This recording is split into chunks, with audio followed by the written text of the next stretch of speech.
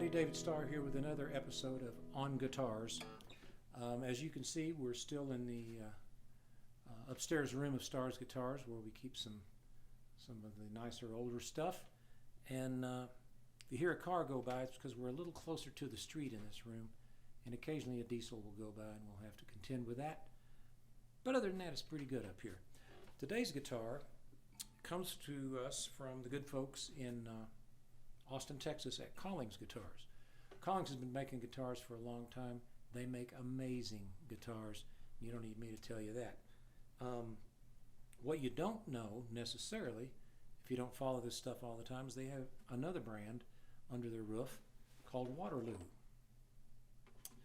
Waterloo is, I guess the design ethic is sort of 60s Kalamazoo,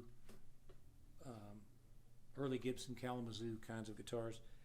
Very sort of bare bones, but lots of volume, lots of tone. Really, really great sort of Americana guitars. You'll see them a lot. I noticed just a few years ago I started seeing them a lot at festivals and at songwriting festivals and that sort of thing, because they sound and play like an old, early, like a 30s Gibson, but they don't cost $5,000. And they're really, really well-made guitars. This particular guitar that we're talking about today is a WL, which stands for Waterloo, I guess, K model, and then Southwest for the Southwest scenery. That was one of the things that drew me to this one, because I was a big fan of the cowboy guitars when I was a kid. You'd see them with Roy Rogers, Gene Autry, all those guys, Lone Ranger, all those kinds of folks. And they'd have a graphic on here of some sort, and they'd sell that in a box that you could see through the cellophane and so forth. You can get those at Otasco and Western Auto and Sears and dime stores or whatever. And most of those weren't super great guitars to play, but they were cool looking, and they had your hero on the front. Got a couple of those hanging downstairs in the store that aren't really great players, but they look cool. So we keep them up on the wall as a conversation piece. This one looks cool and plays amazingly well. Talk about it a little bit. Starting at the top, you got 3 on a plate, burnished dark tuners, nice vintage look. I guess that's a nickel that's been antiqued. Painted headstock with the Waterloo logo. Rosewood fingerboard, mahogany neck. It's like a Graphtec nut on there. This is a 12 fret, so if you're looking to get up here and do your stuff high on the neck, this is not the one. But it's a great songwriting guitar, great guitar for accompanying yourself. Moving on up, taking the mahogany onto the back and sides, kind of got an open pore feel, not a heavy finish. I like that. It feels old, and it has that vibe. Cream binding. The top, I guess that's a pumpkin color. I'm going to go with that. But it's a really nice sort of aged look. Spruce top, solid spruce. By the way, it's all solid. X-braced on the inside, so get the full benefit of this top. Really, really rings. And I don't know. It's one of those you see hanging on the wall and you think, that's going to sound small because it's small. No way. It's a great sounding guitar.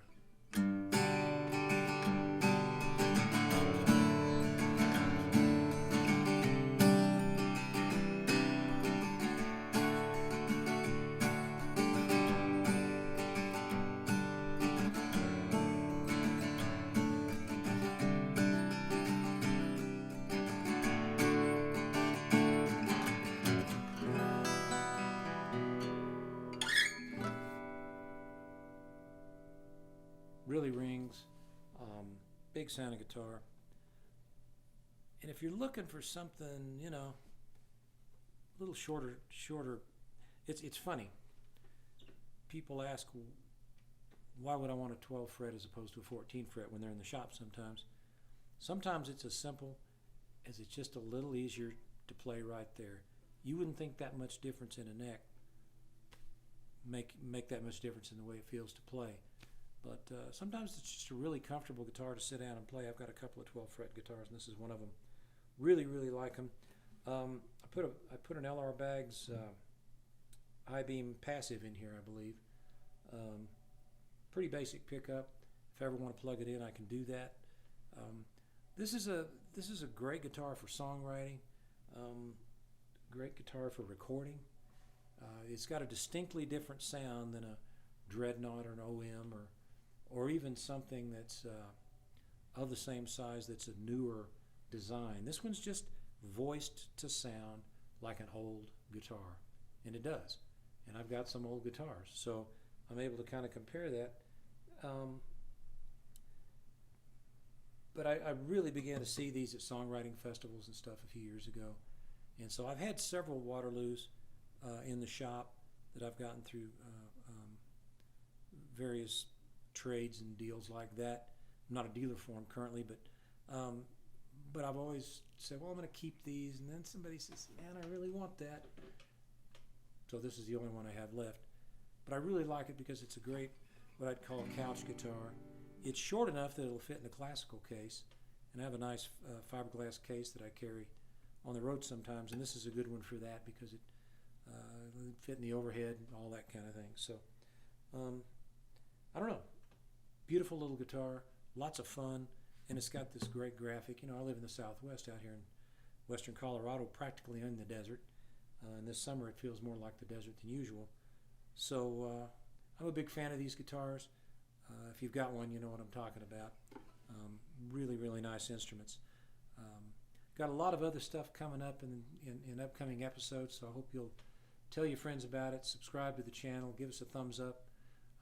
And I want to thank everybody who's given me suggestions and ideas about what I can do to make this more compelling, more interesting, and just told me about guitars they're interested in hearing about.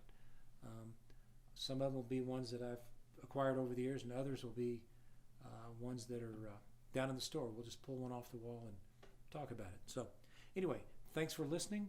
My name's David Starr, and this is On Guitars. We'll see you next time.